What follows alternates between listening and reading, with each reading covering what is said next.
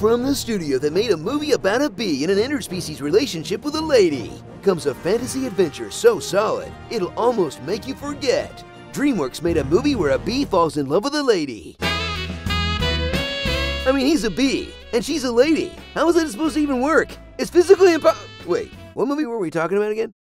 How to Train Your Dragon 1 and 2.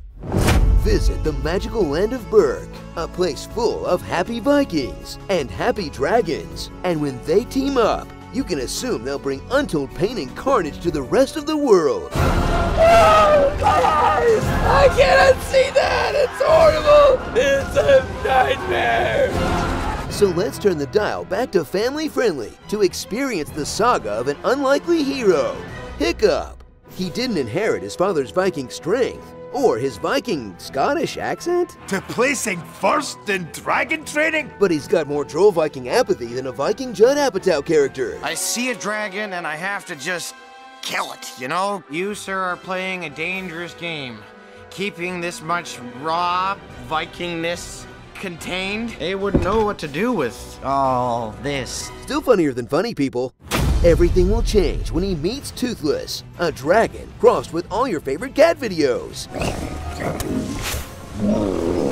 They'll prove that working together makes people stronger, and their friendship will transform Berk from a land that used to hate and fear dragons to one that uses them for Quidditch or something. I mean, progress is progress, right? Whatever. Look how cute he is. Aww. Strap in as Hiccup teams up with his pals, Astrid and the Warriors 4, who have even less character development than Sif and the Warriors 3. Like the boy one, the nerd one, the other girl one, and the other boy one.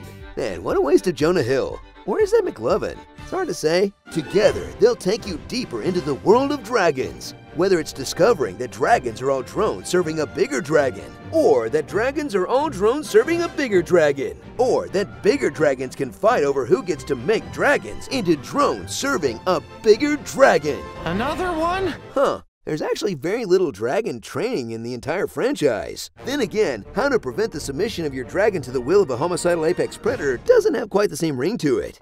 So if you want a fantasy series for all ages that swaps out DreamWorks' usual pop culture references for some actual heart, make sure to check out some of the best modern fantasy movies today that aren't most of the Harry Potter movies, or Lord of the Rings, or terrible. How to Train Your Dragon. It's the best of what's left. Starring the boy with a dragon how-to. This is Scotland? No Army Hammer. Lydia. Dragon Force. Mother of Dragons. Drago! Jon Snow. And No!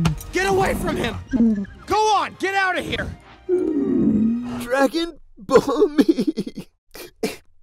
I'm gonna need a second. How to prevent the submission of your dragon to the will of a homicidal apex predator.